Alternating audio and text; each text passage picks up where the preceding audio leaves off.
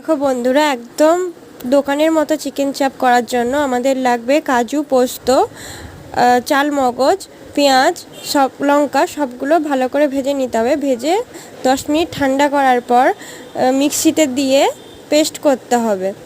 পেস্টটা খুব পাতলা হবে না, মোটামুটি থাকবে, জল দেবে না।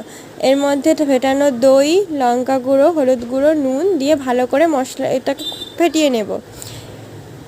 অন্যদিকে আমরা এলাচ, দারুচিনি, জায়ত্রী, জয়ফল, একটা স্টার সব রকম দিয়ে মশলাটাকে শুকনো কড়ায় হালকাভাবে নেড়ে নেব 5 মিনিট।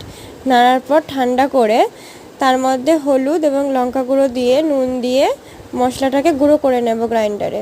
কড়াইতে ঘি অথবা সাদা তেল দেওয়ার পর ওই করে রাখা পেস্ট দেবে। দেওয়ার পরে নুন, লঙ্কা গুঁড়ো, হলুদ গুঁড়ো পরিমাণ মতো ওই ভেজে রাখা মশলাটা দেবে। দেওয়ার পর চিকেনটাকে কেটে রাখা চিকেন দেবে। চিকেন দেওয়ার পর একে একে গোলাপ জল, কেওড়া জল, আমুলের ফ্রেশ ক্রিম, লেবুর রস, মিঠা আতর, মশলা গুঁড়ো এবং করে রাখা পেঁয়াজের বেরেস্তাটা দেবে। দিলে আমাদের টেস্টি দোকানের মতো একদম পারফেক্ট চিকেন চাপ রেডি। ভালো লাগলে সাবস্ক্রাইব, লাইক, শেয়ার।